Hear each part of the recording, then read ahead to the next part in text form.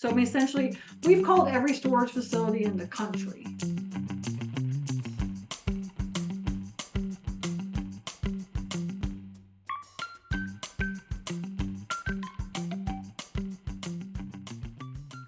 I have done several videos in the course or the coaching program on scripts.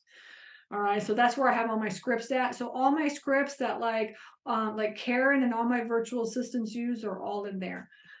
And so, and then you come up with scripts, because the truth is that, like, it's really kind of the same thing over and over. So her day, like typically our virtual assistant's day is, building a list of like anywhere from 20 to 30 facilities a day and adding to the list. And then on top of that, calling those owners. So like, I don't have them anymore just calling all day long, because they would just get sick and tired of it, right? So their day is really kind of super mixed right now. It's like getting up and then building, trying to find some owners, doing virtual driving for storage and trying to find owners. I only really have them doing virtual driving for storage. That's it. I don't have them doing any other way to find property, just virtually, like on Google Maps or Google Earth.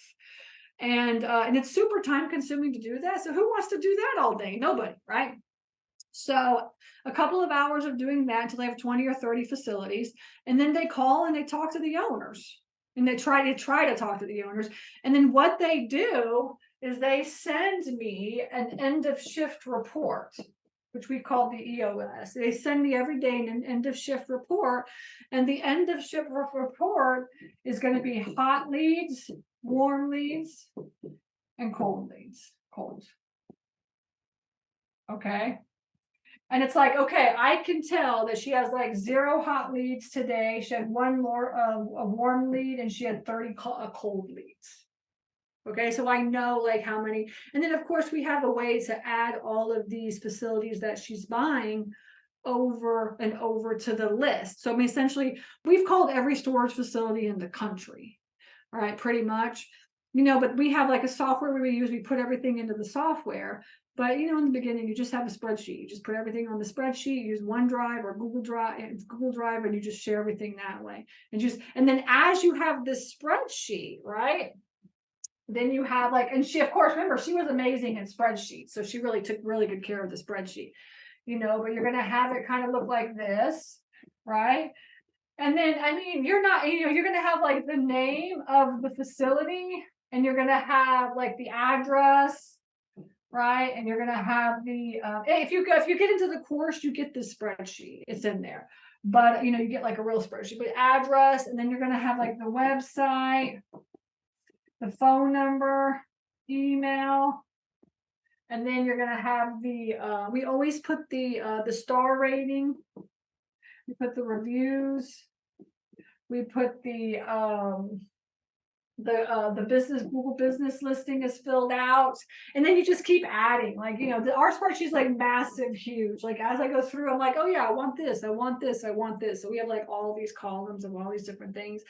And then that way you can sort in different ways, because we like to look at facilities based on like Google reviews or stars. If they have a lot of bad reviews, then like, we think that's like somebody that we can call, right? So that'd be considered, one of these leads that we have, right? So, and then she would just manage this. She would put all her names on her list. And actually what we did, just so everybody knows, we would do it by state, right? If we went into other states.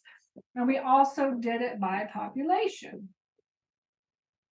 Because me, it's all about primary, secondary, and tertiary markets, right? And so we knew that it was like 100,000 or less, it was a secondary market, and like 25,000 or less, that was a tertiary market. And sometimes you would see different cities, and then you would say like, oh, in like Georgia, in Waycross, there's 15 storage facilities, but the same size town over here has only 6 storage facilities. And so you can kind of see, when you start looking at things like that, is like, the opportunity. Why does this one only have 6 and this one have 15? It's the same size population, this kind of stuff, right? So she started doing that for me. She really started helping me to look at the market. and where we could be focusing our energy and stuff. And so the virtual assistants, they do this. I mean, that's what they do, is they keep track of all this for us. And then they give us this end of shift report. Every day it's an end of shift, not only to me, but also to my students and turnkey.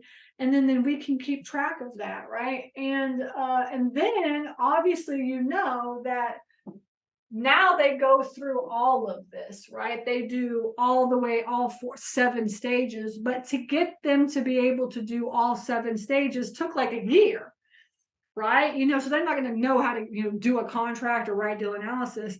So it's micro steps. So with virtual assistants, right, you just have to know it's micro steps. Okay, that's it. Hey everybody, this is Stacy here. Thank you so much for watching this video. I am here to teach you how to get your foot into this industry. You're watching this video because you want to learn how to get started in self-storage investing, or maybe you own facilities and you want to be a better manager, a better owner. That is what I do, is I teach people how to do that. So please like this video and also subscribe, hit the subscribe button, because that's what YouTube wants. So in order for me to get out the word on how to get started in this industry, I really need your help. Again, I appreciate you listening to me, and I'm here to help you on this journey, and I will see you in the next video. Take care.